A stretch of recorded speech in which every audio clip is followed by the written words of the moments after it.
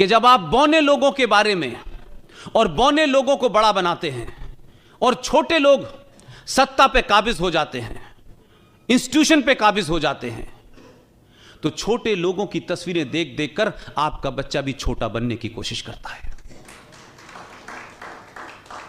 और हमारे देश में तो बहादुरों को कायरता के साथ इतिहास ने दफनाया, समाज ने दफनाया, और समाज ने उन बहादुरों को, जिनकी बहादुरी का किस्सा किसी से छुपा नहीं था, उसको बताने में बड़े शर्मा शर्मा के बताया।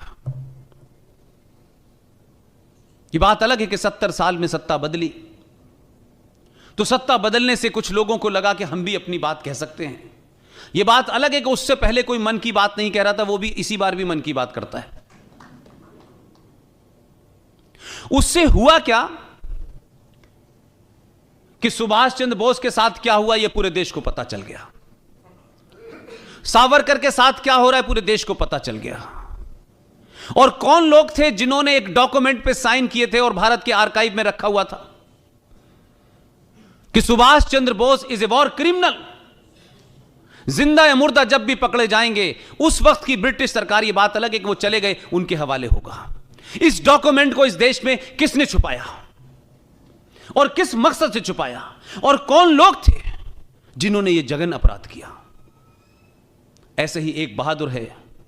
हमारी समस्या यह है कि जो हमारे दिलों का हीरो है वो किताब में नहीं है, और जो किताब में पढ़ाया जा रहा है वो हमारे दिलों में नहीं है। हमारी संकट यह है, सरकार कुछ चाहती है, समाज कुछ चाहता है। समाज का हीरो कोई और है, सरकार का हीरो कोई और है। लिहाजा 21 अक्टूबर 1943 को सुभाष चंद्र बोस ने भारत की आजादी की घोषणा की। मोयान जो नॉर्थ ईस्ट के अंदर जगह है, वहां से लेके पूरा नॉर्थ ईस्ट उनके कब्जे में था।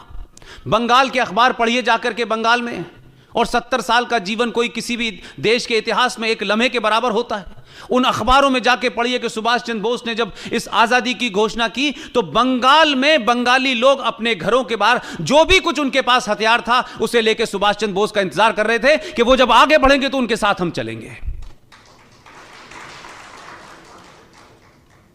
21 अक्टूबर को उस घोषणा के बाद इस देश में करेंसी भी जारी की और बैंक भी जारी हुआ, और दुनिया के 11 देशों ने, जिसमें यूएसएसआर जैसा देश शामिल है, उन्होंने उस सरकार को मान्यता दी। लेकिन षड्यंत्र कहीं और नहीं, आपके घर में हो रहा था। कुछ लोगों को ट्रांसफर ऑफ पावर से ट्रांसफर होकर के डीएम से पीएम बनना था, इसलिए उन्होंने तमाम समझौते किए।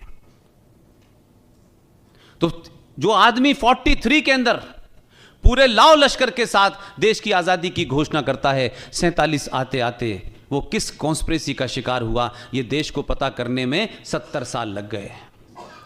और जिस शख्स को आपने भेजा उसने कम से कम सुना तो, हमारी तो कोई बात ही नहीं सुन रहा था।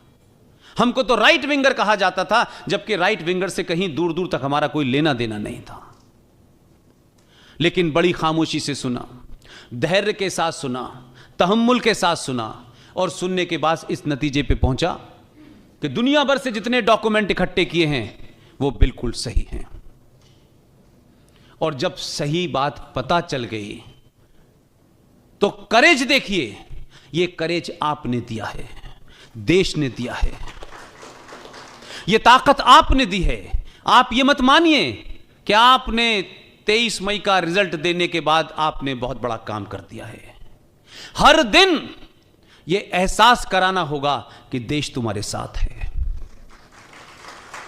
जो साथ नहीं है वो उठ के चले गए, जो साथ नहीं है उनके बारे में कोई गलतफहमी नहीं रखना चाहता मैं।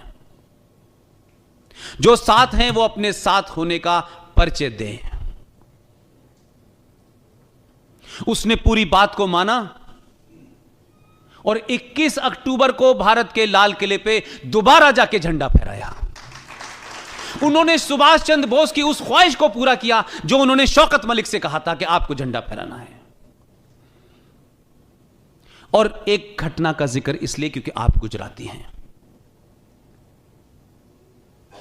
प्राइम मिनिस्टर हाउस से जब वो शख्स निकला और लाल किले तक जा रहा था, इस बीच में उन्होंने एक ट्वीट किया। वो ट्वीट सार्वजनिक था। उस ट्वीट में क्या लिखा था, मैं ये बात इसलिए नहीं कह रहा कि वो कोई ट्वीट बताना मेरे लिए बड़ा इंपॉर्टेंट है। इंपॉर्टेंट ये है कि देश का प्रधानमंत्री 4 साल तक सत्ता पे बैठता है, सब कुछ होने के बाद जरा समझिए कि जो लोग इस देश में दुश्मन हैं उनकी ताकत कितनी गहरी है, उनकी जड़ें कितनी गहरी हैं। उन्होंने अपने ट्वीट में कहा कि मैं झंडा फहराने जा रहा हूं, लेकिन मुझे मालूम है लोग मेरे बाल नोच लेंगे। यह उनका ट्वीट था। प्राइम मिनिस्टर अगर यह समझ सकता है और यह कह सकता है कि कितने खतरे होंगे कि इस घटना के बाद देश में क्या बवाल होगा, तो मेरी और आपकी क्या औकात है। लेकिन इसके बावजूद भी वो गए। लगातार पूरी team, GD Bakshi, colonel R S Singh, Sushil Pandit, Gaurav Arya, Lalit Ambardar, हम सब ने कहा हम पीछे नहीं हटेंगे चाहे कुछ हो जाए। उसी दिन प्रधानमंत्री ने झंडा भी फहराया और देश के एक बड़े इतिहासकार को बुला के कहा कि मुझे 23 जनवरी, जिस दिन सुभाष चंद्र बोस का जन्मदिन होता है, मुझे इसी लाल किले के अंदर दुनिया का सबसे बेहतरीन सुभाष चंद्र बोस का म्यूजियम चाहिए। आप में से जितने लोग हैं और खासतौर से जो नई नई शादी करते हैं और शादी करने के बाद, मुझे अभी तक यह समझ नहीं आया भाई कि जब तक नहीं मालूम था तब तक तो ठीक था। शादी करने के बाद अच्छी खासी अपनी बीवी को लेकर के, जिसे आप चाहते हैं काफी साल जिंदा रहे, उसे सबसे पहले ले जाके ताजमहल में कब्र पे क्या दिखाते हैं आप कि तुम्हारी भी कब्र ऐसी बनाऊंगा। भाई मुझे बताइए, समझ में नहीं आया मुझे। जिस पूरे फ्रॉड नैरेटिव को क्रिएट किया कि ये मोहब्बत का ये निशानी है। अब ये मोहब्बत की निशानी कोई कब्र कैसे हो सकती है यार। और मुसलमान भी चाहते हैं, गैर इस्लामिक काम है तब भी कर रहे हैं। अगर आपको अपने बच्चों को, आने वाली नस्लों को, जो हमसे और हमारे बुजुर्गों से गलती हुई है और उसको सुधारना है, तो इस वक्त देश के अंदर बहुत बड़े बड़े काम हो रहे हैं। आप लाल किले में जाएं और सुभाष चंद्र बोस के उस म्यूजियम में अपने बच्चे को जब इस किनारे से ले जाएंगे और जब आखिर में निकालेंगे, मेरा दावा है कि वो जो कुछ बोलेगा आपको लगेगा एक और नरेंद्र मोदी तैयार हो गया।